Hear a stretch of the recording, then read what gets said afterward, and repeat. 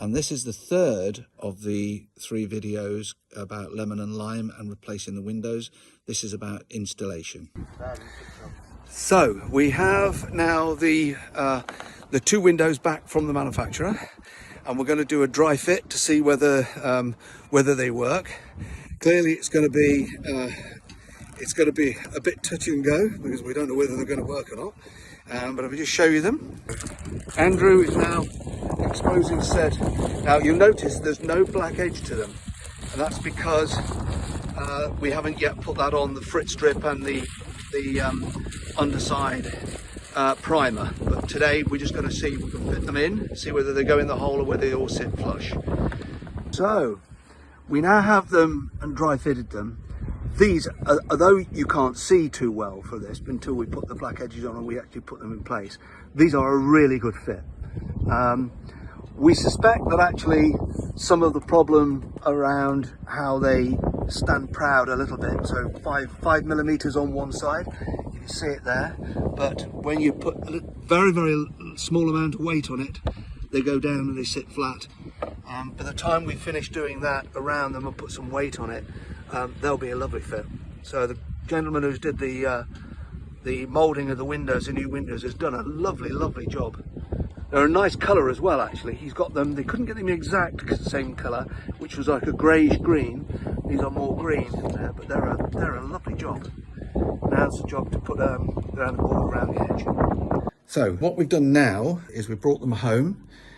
We're now masking them up and braiding them and ready to start painting the acrylic external border to it. Remember that we can't do the dots on the frit, but what we are doing is the hard border around it, and I'll show you what we've now done. We've now masked up the border around it, so the middle bit is going to be the glass, as we said. That's going to be the piece that you look through from the inside outside of the boat, and then we've got these corners which we've taken great care of to get the edges. Obviously they're curved, so they'll all be tangents at the end of the day, but we've done as best we can.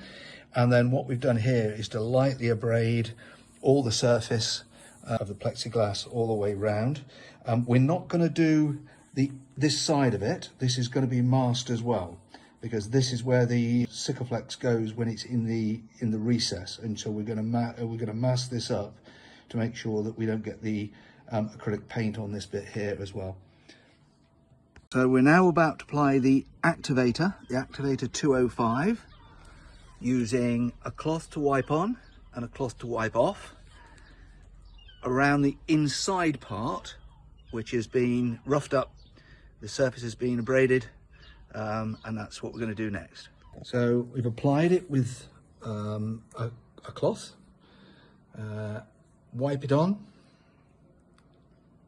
and then wipe it off with a clean one. Now we then have to wait 15 minutes now for it before we can apply anything else. So masked up and I'm now spraying.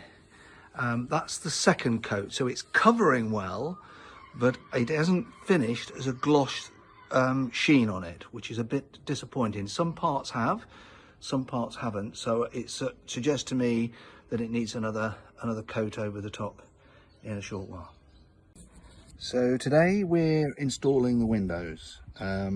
First job to do is to mask up the outer part of the window, and the reason for that is that when they're installed, one of the last jobs you've got to do is to put a bead in the gap between the slot where the windows fit in and the top and the edge of the window. So it's the pieces just here where you're going to be bonding into.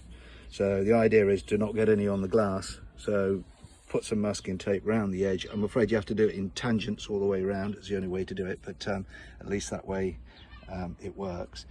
You'll also see on the other side that's already masked up, and the reason for that is shortly we're going to turn it over and the surface is already roughed up with some wet and dry, and I'm going to put some activator, so the 205 activator, and then the primer that is needed on this, which I'll video in a short while. So we're now about to apply the activator 205, using a cloth to wipe on and a cloth to wipe off around the inside part, which has been roughed up. The surface has been abraded, and that's what we're going to do next.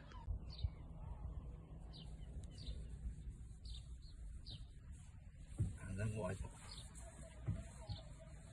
We're now applying the primer around the underside of the plexiglass. Remember, the top side has already been painted with acrylic paint.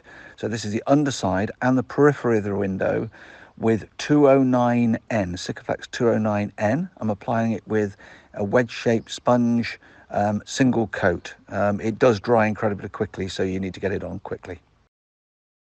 So we're now applying the primer, which is Sikaflex 206G plus P. This is a different primer than we used on the window. And the reason for that is the base material of that, if it's based on acetone, would damage the plexiglass. So this is applying it with a sponge, a wedge sponge around the frame of the boat. By doing this, you then want to make sure that all the area is covered. It does dry incredibly quickly, so you need to get it on and not to be too prissy about how you're applying it.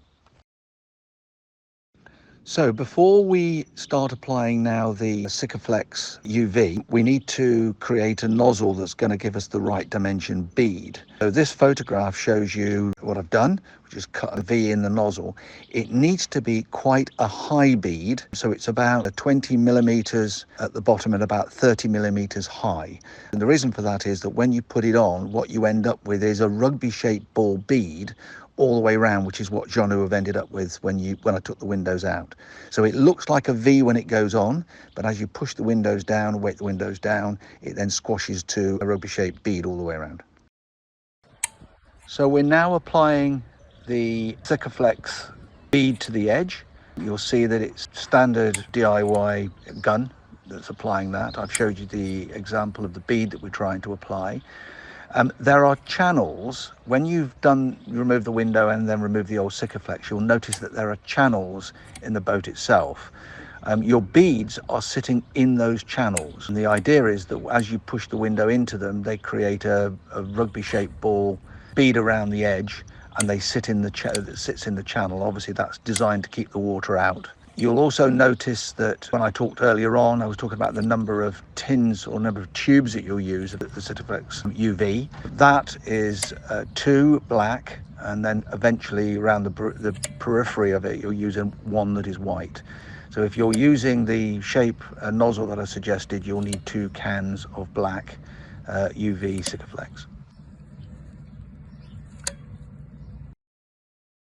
I've now placed the windows in position. I used the suction cups that you use for picking glass.